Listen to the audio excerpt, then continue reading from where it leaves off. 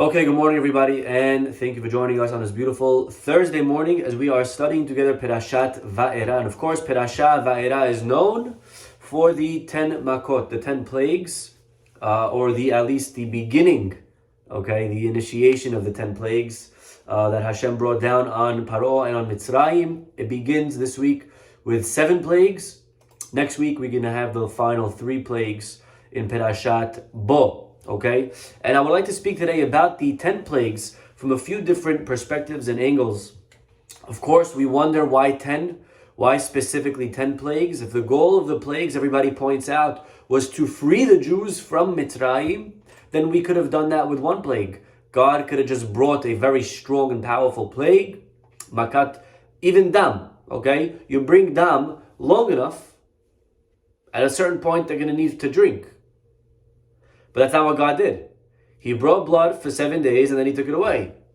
And then he brought Tzfardea and then he took it away. And like we saw yesterday, the plagues lasted for how long? Who remembers? The Makot lasted for a year. Okay? An entire year from beginning to end. Okay? So we saw that in the Mishnah. In Masechet Eduyot. Okay? Or Idiot, or it depends how you want to pronounce that one. Okay? But either way, the idea of bringing more than 1 plague therefore comes not just to free the Jewish people, but there's a deeper message here. And one of those messages, one of those ideas on a simple level is really to show that God's in charge. Okay, yesterday we spoke about the Makot as a punishment. Today we're going to speak about the Makot from a different perspective. Today we're going to show how the Makot were really there to prove that HaKadosh Baruch Hu is the one who controls nature. And there's a few ways to show this from the plagues, okay? So we'll go through just a few different ideas. So Rav Chaim Kanievsky, Rav Yaakov Kanievsky, the Stipler Gaon in his Sefer Haye Olam, he says that if you look at the Makot closely, I'm going to read to you what he writes. In Hebrew, we'll read it and we'll translate quickly. He says it's kedei lefarsem shehaborei barach shalit be'olamo u'moshel makol. It's really to show that God is the one who is in control, is in charge. God's the boss. That was the point of the plagues. Okay? So ask your family this Shabbat, what was the point of the plagues? And the answer is, according to this, to show that Hashem is in charge. And he goes on to show how every Makkah really shows and portrays Hashem's dominion over a different part of nature. So, like an example, let's go through the 10 quickly. But Makat Dam, what do we see in Makat Dam? We see that Hashem controls the water, the Mayim. Okay, we also do find that later on by Kriyat Yam Suf, when God splits the water. Okay, what do we find by Tzfardea? What does that show us? The plague of frogs. He says, B'makat Tzfardea Ra'u, we see Hashem Yitbarach Shalit Al Beriyot Shebamayim. Not only does God control the water, but he even controls the creatures that are in the water. Okay, very nice. Then we have Arov. Arov is wild animals coming. Okay, so that's the 4th one. He's skipping over here. Why? Not only does God control the sea creatures, he even controls the land creatures. Then Arbe, that's grasshoppers. What does that show us? Not only does God control the sea creatures, not only does he control the land creatures, he even controls the aerial creatures. Okay? Haha. Okay, no pun intended. Oh, fine. Okay. B'makat Arbe, he controls the creatures from the air. Shalit al beriyot hame'ofefot, the ones that fly. Every single one of them. Osim retzono yitbarach shemo v'gzerato. All of them do his will. All of them are here and they're under his, they're puppets of God.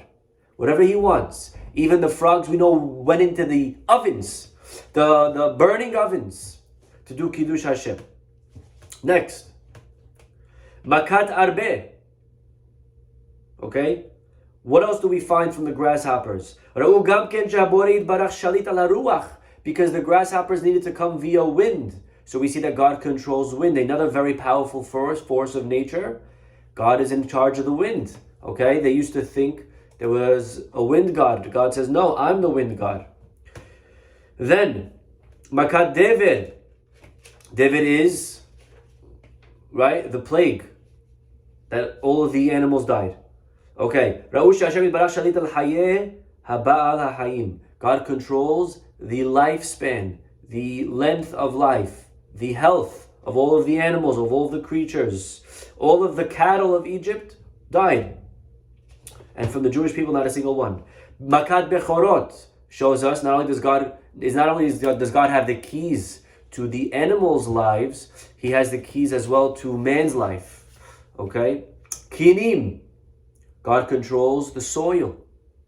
And what you use for agriculture, what you use to plant, is now going to turn into lice, and it's not going to grow anything. Boils, God shows that He controls the health of man. Okay? Hakol beyad Hashem yitbarach. Nigzar sheyilku Mitzrayim bashehin. Okay, so any plague, any pandemic, any virus, anything that comes to the world, God shows I'm the one. I'm the one that's behind it, and I control the health of man.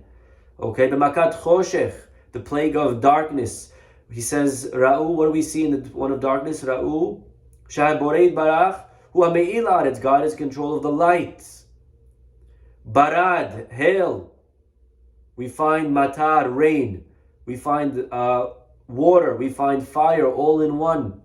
God says, I'm in charge of everything. Okay, so basically, this is how, and he goes on and on and on, showing how literally every single part of life is dictated by God. Beautiful. Whether it's the animals, whether it's the man, whether it's the health of the animals, the health of man, the life of the animals, the life of man, the soil, the climate, the atmosphere, everything in the world is run by God. Okay, so that's the stipler. Beautiful. We then move on to the very famous and important Kliyaka. Okay, this is something that we may have discussed in the past, so we're going to go through it rather quickly. But the Kliyaka is very important to know, and the Kliyaka, he's not the first to do this, because really, we read in the Haggadah that the Makot are divided into how many groups? Very good. Everyone's going like this, okay? Hazak Baruch, or like this, okay? Either one. If you did this, you're good, and if you did this, you're good, okay? If you did this, then speak to me after class. Okay. Rabbi Yehuda haya noten bahem simanim. Rabbi Yehuda divided the plagues into the following categories. He divided them into Datzach, Adash, and Be'ahav. Okay, very good. 3 categories. The first 3 plagues, the second 3 plagues, and the last 4 plagues. Now, that's not obvious. Okay? It's not obvious to do that. Because you'll say, if it was divisible by 3, if it was 9 plagues, then that's obvious. 3, 3, 3. But it's 10. So either you could divide it into 5 and 5, or you could do 2, 2, 2, 2, 2, 2, right? 2, 5, like 2 sets of 5 or 5 sets of 2, or 4, 3, 3, or 4, 4, 2. But where do you get 3, 3, and 4 from? Okay, that is not necessarily so obvious. So where does he get this from, first of all?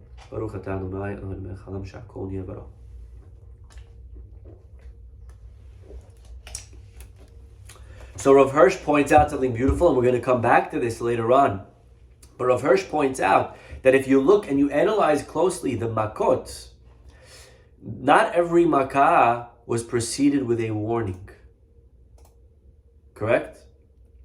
If you look at the first makah dam, there's a warning to Paro by the Nile. The second makah tzfardeya, there's a warning to Paro. The third makah, there's no warning. And then we repeat, the 4th makah, there's a warning. The 5th makah, there's a warning. The 6th makah, there's no warning. 7 and 8 get a warning. 9 doesn't get a warning.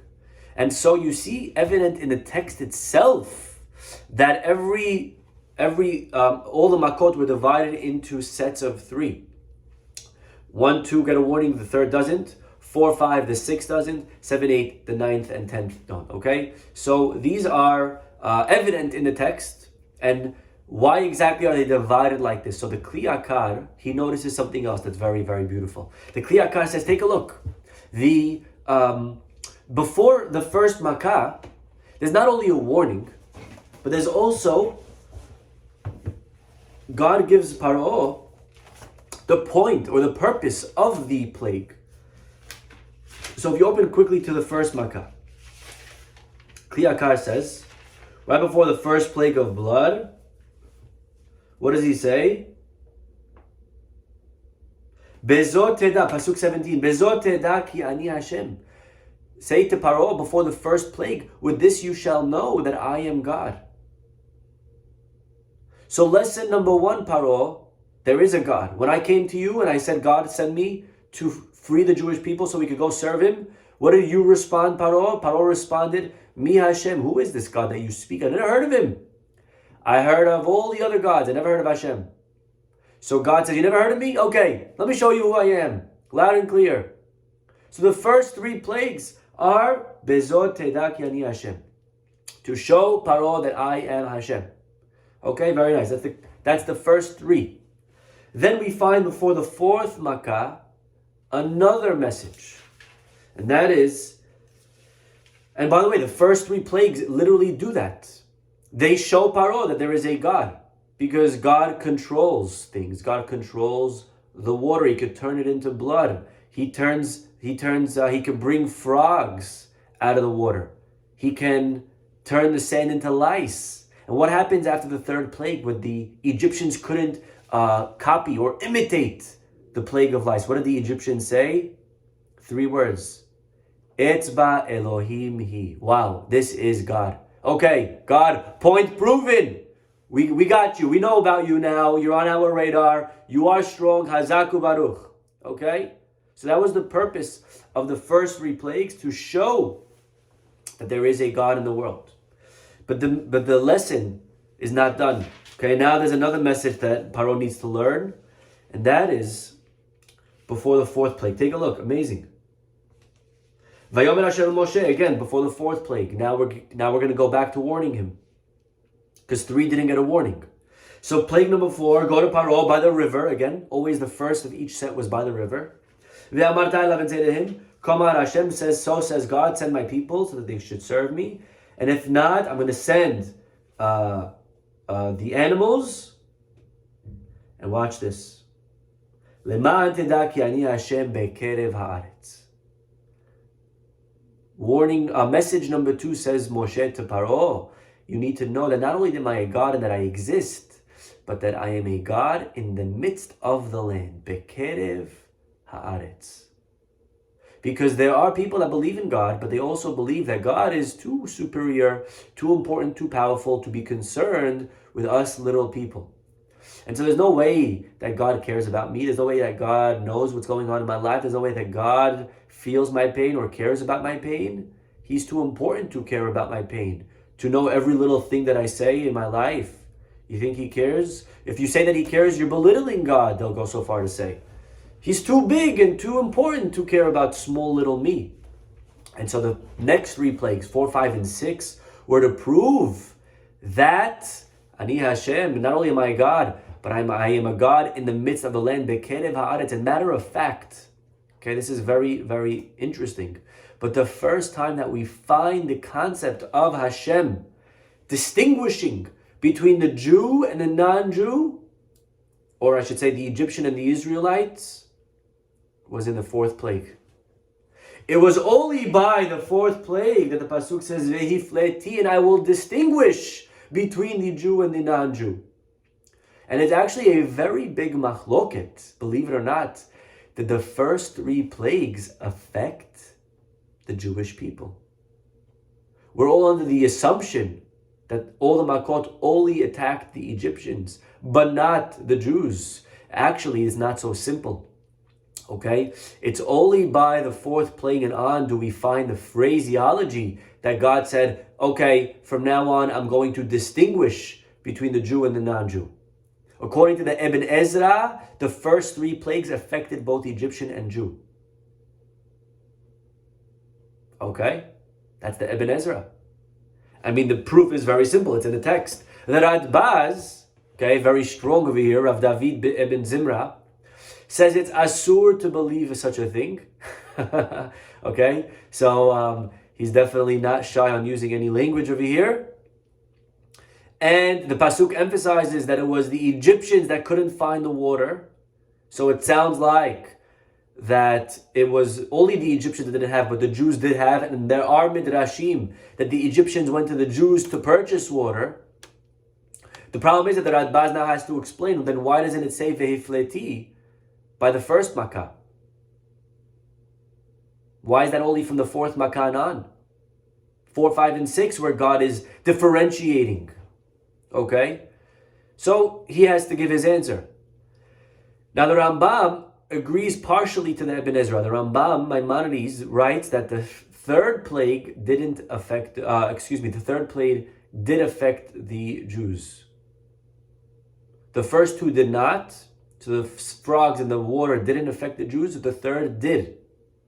Okay? So we have a big machloket in regards to the first three. Rashi seems to agree to the Ibn Ezra. Okay? That the first three plagues did affect even Am Yisrael. Okay? Because he doesn't address anywhere the question of why is Vehefleti omitted from the first three plagues. If it was included in the first three, and even there was a separation, then Rashi should have addressed somewhere the question of why is it only written by Makkah number 4 and on. So probably, and this is the Lubavitcher Rebbe says this, that probably Rashi agrees to Ibn Ezra that it's only from the fourth plague and on. Amazing. Okay? Now, again, even Ibn Ezra now has another question. So then why by the first plague does it say that the Jews had water? So he answers, it doesn't say that the Jews had water. It says that the Egyptians didn't have water. And we're not talking about the Jews because the story is not highlighting them right now. But it's true. The Jews also didn't have water. Amazing. Okay? And this, Ibn Ezra said it did not affect them, or it did. Ibn Ezra said it did affect the Jews. The Jews and the Egyptians, when it comes to the first three plagues, were equal. It's Ibn Ezra, Lubavitcher Rebbe says even Rashi holds like that. Wild. Okay? Now, we have to explain then why did it affect the Jews? If the whole point is to create an incentive to Paro to let us go, then once it's affecting the Jews, he's not going to be incentivized. Okay? That's a good question. But really, so he explains that the purpose of the first three Makot, and now we're detracting a little bit from the Kliyaka. The purpose of the first 2 or even 3 Makot was to smite the Egyptian god. And it was really making room for Hashem, which maybe fits with even the Kliyaka. Okay? He was destroying the Egyptian god, making way for HaKadosh Baruch Hu. And so, all the water must be affected. You can't leave any water that's untouched, because if there's a little bit water that's left even by the Jews, Paro will use that as a way of saying, look, the water by the Jews is still good. My God over there is stronger than your God. So all water had to be wiped out. Does that make sense? Okay? So once the third plague is over, and now we got rid of the gods of the Egyptians, so to speak, and we make room for Hashem, now vehifleti, now we can differentiate between the Jew and the non-Jew. So only by the 4th, 5th, and 6th and on do we find this distinction that the plagues did not affect Am Yisrael. Very interesting. And that is the goal of the 4th, 5th, and 6th Makot, really. To show that not only is there a God, but that He's here. And He cares. And He's concerned. Okay? Then, says the Kliyaka, is the last 3 Makot. 7, 8, the last 4 really. 7, 8, 9, and 10. And the goal of here, if you go to the 7th plague, Barad, that's the last one of our Perashah. And the plague of Barad says,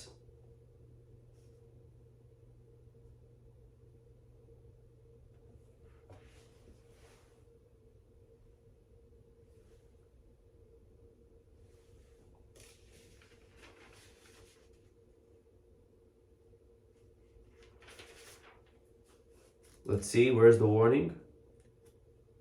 Here. Pasuk 14 of here. Chapter 9. Says Moshe to Paro, Ki bepa'am hazot ani sholiach et kol magavotai lebecha. This time I'm sending all of my plagues to your heart. Ba'avur teda. Why? What's the goal of the last 4 plagues? The final third. Ki en kalmoni bechol haaretz. Says God, to know, not only am I a God, not only am I involved in the land, but there's nobody that's as powerful as me. There's nobody like me. There's no one close to me. En kamoni bechol haaretz. And that's what the final 4 plagues come to show, where he kind of removes any idea that there's multiple gods. So in Barad, he brings the fire and water in one rock and brings down the hill. Wind controlled by God. Darkness and light controlled by God.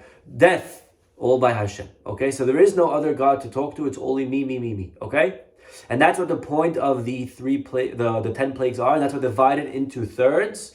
Each third is accomplishing another lesson in Judaism 101, right? Belief, monotheism 101. The first third, again, the first 3 are to show that there is a God. The middle 3 are to show that the God is involved in the world, and the final 4 are to show that there's no other God. And the Kliyaka says with this beautifully. That's what we say every day in the Shema. Everyone, take a look. This is fantastic. Shema Yisrael, Hashem Elokeinu, Hashem Echad. And if we pay attention, we're really highlighting these 3 different lessons every single day, twice. Hashem, there is a Hashem. Elokeinu, he's my God. Every time you say the word Elokeinu in a bracha, you're not just saying that he's God somewhere in some galaxy or universe somewhere. He's my God. He's here. Elokeinu, he's next to me because he's concerned. He cares about my life. He's interested in what I'm interested in. He wants me to have a relationship with him. Elokeinu, we own this relationship. And finally, Hashem Echad. There's no other God. Brilliant. So according to the Kliyaka, that's the division of Detzach, Adash, Be'ahav. Okay? But today, my friends, I'd like to share with you a beautiful Rav Hirsch. If you have Rav Hirsch, you can open it up on Pasuk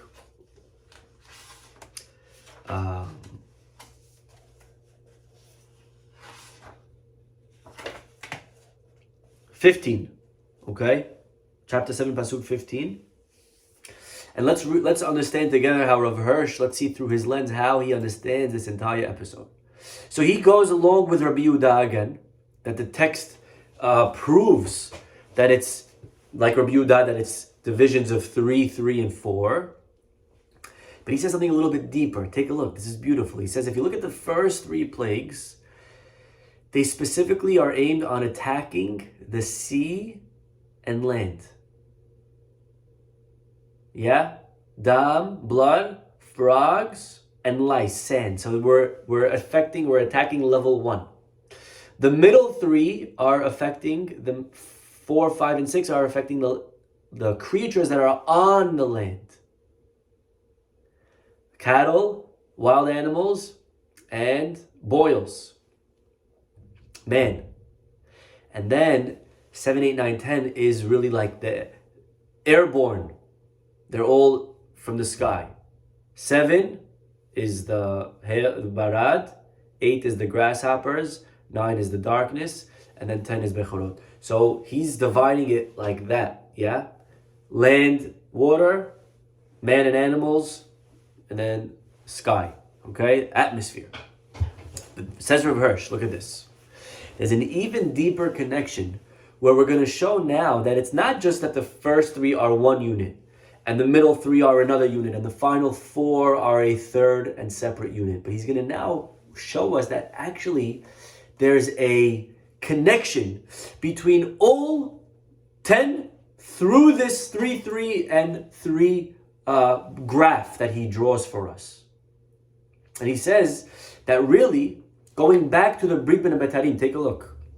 Remember when God told Abraham that the Jewish people are going to be one day foreigners?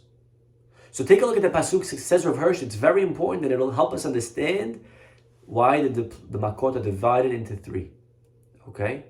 He says the first idea of Galut, of exile from Mizrahi, says God to Abraham, Ki ger ihyeh zaracha b'Bethlehem. They will be strangers in a foreign land. So the first aspect of Galut was gerut.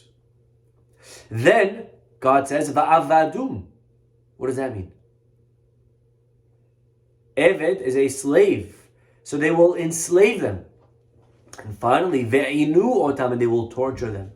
So here we have three areas of galut. There's stranger, there's slavery, and there's affliction.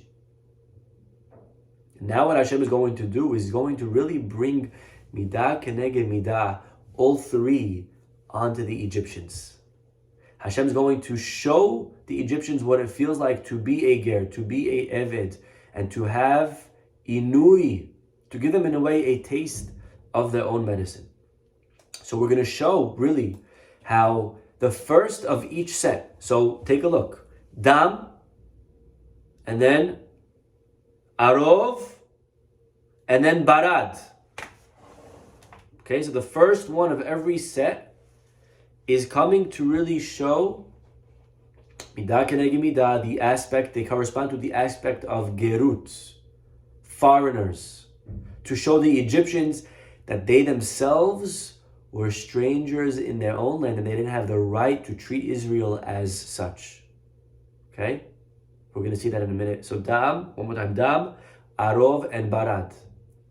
Then the middle of each set, so that is tzfardeya, frogs, dever, the death of the animals, and arbe, the grasshoppers, were corresponding to the second aspect of exile, and that is the aspect of avdut. Avdut, like we saw, was the slavery and the illusion that the Egyptians felt that they were superior to the Israelites and therefore they could enslave them. That's the middle of each set. And the third one of each set had an element of torture. So the kinim, the shechin, and the choshech. Okay, so you see how he's dividing it? So 1, 4, 7, 2, 5, 8, 3, 6, 9. 1, 4, and 7. So let's go in order, okay? And the goal, again, of all of this is to cure the Egyptians of the notion that they had the right to inflict the Jews with gerut, avdut, and inui. This is fantastic stuff. Take a look, okay? So number 1, ger. Ger is a stranger, okay? A stranger is a foreigner. Foreigner moves into a country, and he resides there, really, thanks to the goodwill of the residents of that place. Okay, we are kind. We are letting you live here. We could technically kick you out because this is our land. This is my house, but I'm letting you stay. We let you stay here. That's how a stranger feels, and that's how a resident feels in regards to the stranger. And take a look at the first plague, blood. What is blood? Where did the Egyptians' assurance come from? Where did their security come from? It came from the Nile. Because of the Nile, they felt superior to any other nation in the world. Their Nile came, it aggregated, it watered all of the soil, the land, it fertilized. So the water, the Nile, was their source of superiority. So much so that the Egyptians went so far to say, Li ye'ori, this water is ours. And God comes to the Makkah of blood and says, Li ye'orecha, your Nile, my friend, is not yours. Your Nile is mine. Okay, and your river is mine. And if I choose, it'll dry up. If I choose, it could turn into blood. And instead of bringing you beracha, and instead of bringing you blessing, and instead of bringing you abundance, it's going to bring you decay. It's going to bring you disease. You yourselves have no right to feel superior to any other alien, to any other stranger. You yourselves are strangers and gerim if I so choose. So that's blood. Then we have arov. Okay, what's arov? Wild animals. And God says something over here beautiful to the Egyptians, and He says to them, the only reason you have your land to live on, the only reason the animals of the wild don't come to attack you in your own cities is because I decreed for that to be. And the second I snap my fingers, there's no more room for man even in your own house. And the bears and the beasts of the wild will come and they will attack you in your own homes. So whatever confidence, whatever security you have, there's no room for you. You aren't safe anywhere. And you'll know what it feels like to be a stranger. Okay, not only from men, but even from the animal kingdom. Amazing. And barad, God says, a simple wave of the wand and I could bring chaos to your entire climate. The Egyptians never saw rain. There's no humidity in Mizrahi. And so God brought down this crazy barad, this storm causing upheaval. Nothing is for sure. Not your weather, not your homes protected from animals, and not your water supply that you have so much security in. Okay, so those are the first three plagues. Okay, does that make any sense? Okay, so these are the first three. Beautiful. Now, we move. That was, again, destroying the notion of Paro that he can treat the Jews as gerim, as foreigners. And this land is our land, right? And God says, no, it's not your land. This land is my land. This land is your land. This land is our land. It's all of ours, right? It's not just yours. Then there's a second aspect of galut, of exile, and that is not just to be a stranger, but avadum, to be a slave. And a master who enslaves somebody else does so under two delusions. Number one, that he is superior to the slave because of his race or for whatever reason. And number two, that he is superior because of his wealth and his power. That's why a master feels superior. And so the middle of each set come to prove that Paro really has none of those. Take a look at frogs. What are frogs? Frogs are little, creatures. They're part of the bug kingdom. Insects. Okay, ichi. You ever went next to a frog? Frogs run away. Frogs are afraid of people. They're usually very timid. But God says that won't be the case anymore. I can show you that even frogs, which are usually afraid of man, will come into your house, they'll come into your bodies, they'll go into your ovens, they'll go into your bedroom. You're not superior even to the lowliest creature and insect in the world, the frog. You have no superiority. All right, Paro, you have nothing, man. The frogs lost respect for you. Okay, you have zero.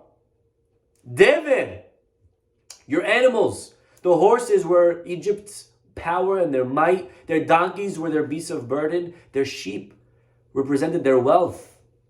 And God attacked every single one of those. And finally, the Arbe came and finished off whatever produce and wealth they had from their agriculture. Okay, the grasshoppers eating all of their wheat, right? So God shows them again, you have no mastery. You're not superior to anyone. You're not superior to the frogs, your power, your wealth. None of it. You have none of it. God took away everything. He took away their money. He took away their animals. And then, beautifully, the last of each set was to correspond to the element of inui, which is torture. And we see that in lice, very obviously, showing them what it feels like. Lice, very painful. Okay, boils, that's the sheheen. And finally, choshech. Choshech, again, like lice, boils, and darkness. God says, I don't need chains to lock you in to your house. All I got to do is just turn the lights down, and the darkness presides over man, and he dare not move, even for food, until I give him the green light, until I give him the go-ahead, until I say, then you're free to go ahead and search for food. And so for 3 days, for 6 days really, right, there was darkness on Mitzrayim, and all of these makot, lice, boils, darkness, were to show them what it feels like to live a life of pain and torment. So this is how Rav Hirsch divides the makot. Again, fascinating stuff. Again, layers and layers and layers of here. Of the 10 makot in general, we saw today from the stipler that the 10 makot show how God's in charge. But then we dug deeper, dividing them really into 3.